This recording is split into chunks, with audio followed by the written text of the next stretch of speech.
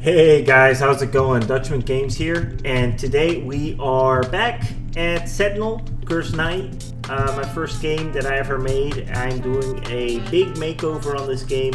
I told you guys in the last video about 8 days ago, where I explained that this game was released very poorly and it was fixed quite fast, but because of the release, it didn't really do that well, and it didn't do as well as I hoped, obviously. But also, it still garnered a little bit of attention. People played it, people liked it, but because it was so janky, people didn't really enjoy playing it as much, and that's why I got a mixed review.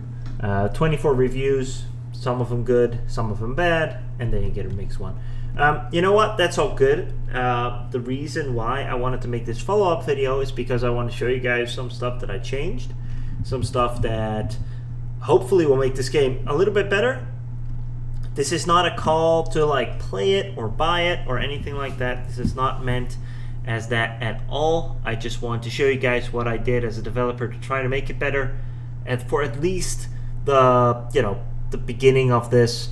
To see what you can do, maybe a little bit, and also if you guys have some tips and tricks, do let me know, because I've been doing this for 5 years, but that's clearly not that long if you compare it to some other developers. Anyway, I just wanted to show you guys what I did. So first of all, people that have played the game will notice that this is all new. So what happened at the beginning of the game, you would start here in this corner, and then you would walk all the way here, and then you would have to walk through this cave, over this bridge, and then you would have to walk through this forest area, and then down here into the canyon, and then you would actually begin the game. Right here would be a shop, and there's some stuff, here's a boss, etc. So this is all walking. And when the game first released, there wasn't even an enemy there, it was just walking. So that's obviously not good. So I added a lot of enemies and tutorials, and I already added that, but I figured, you know what, we need something more spicy, something more interesting, so I added a town, the town of Bornheim. It also makes sense lore-wise that there's a town here, because a lot of lore books and voice actors in the game actually tell you that there's a town here, so let me make it a little bit bigger there. So you can walk into this town. I won't try to ruin for people who actually want to play it, but there's a town here with some details, some buildings.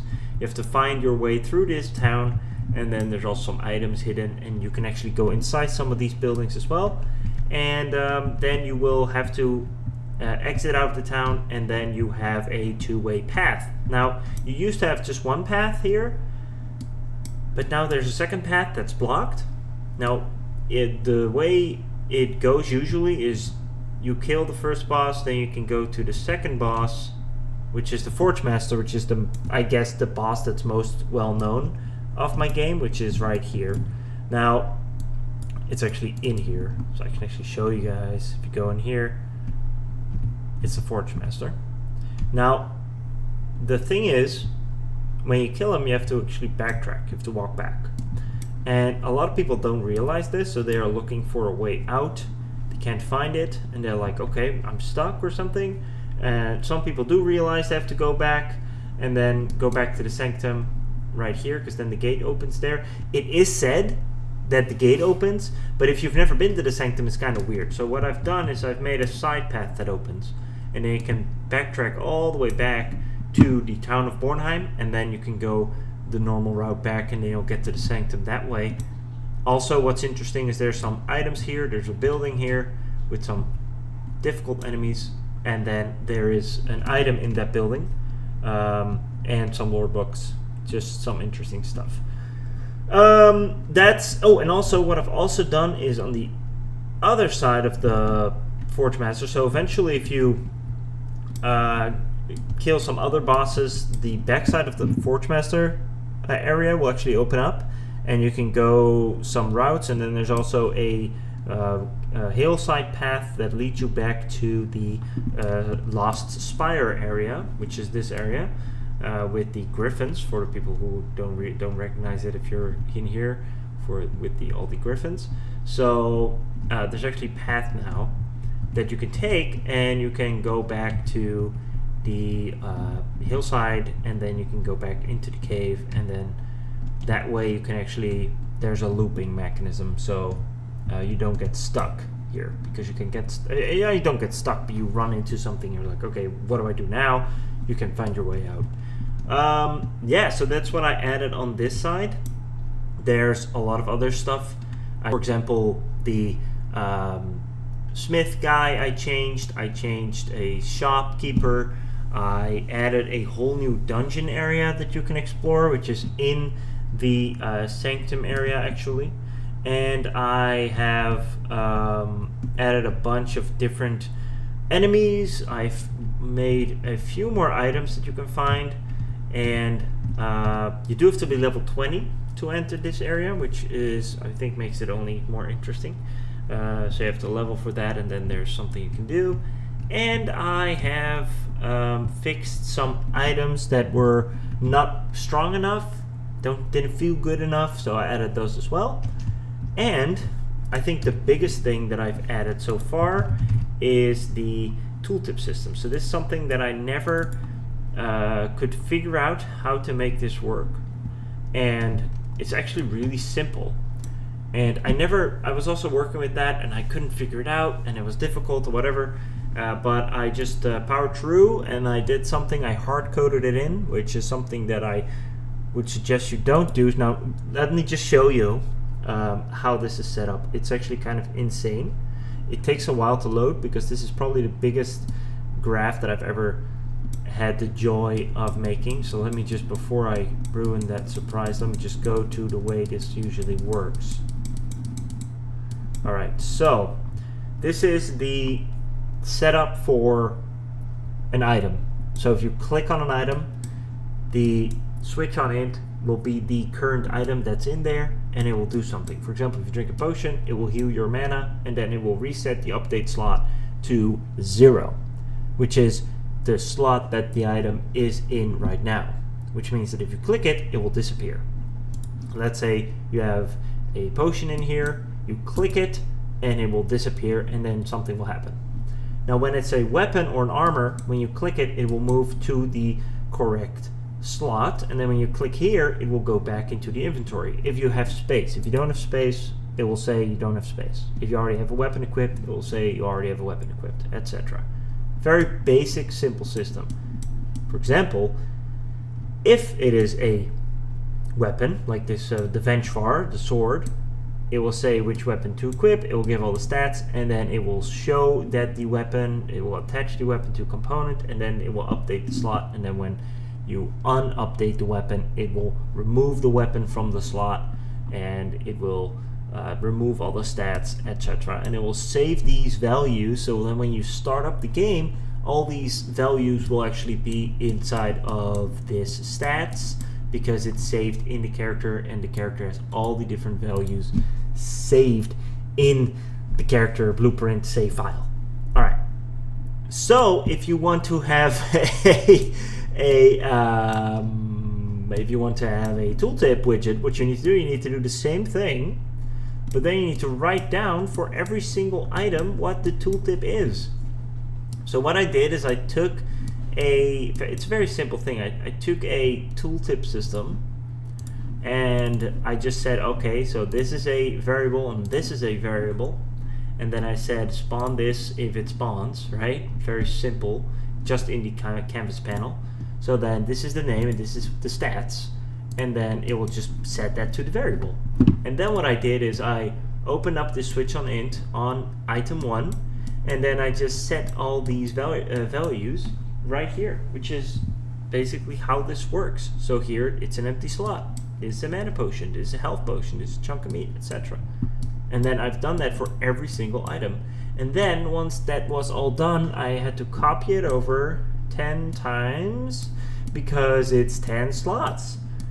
Now, if I want to change one weapon in this system, I have to change the values of this weapon 10 times, and I have to change the description and the name 10 times, and all this stuff is extremely convoluted. Never do it this way, but because it was already done this way, I had to do it this way. Otherwise, it was kind of like tricky to get it working in tandem with the other system, so I just had to do it this way to finish it. But please, please, believe me, never do it this way, because it sucks. Okay? It sucks. But it works. You know what? If you have a lot of free time in your hand, you want to do it this way, do it this way, because it does work. Let me show you what it looks like now. So here we are. Oh, I also added a two-handed system. So now some weapons are held in a two-handed fashion, which is pretty cool. So now we have a two-handed weapon system, which we didn't have before. A lot of people were like, hey, why are some weapons not two-handed?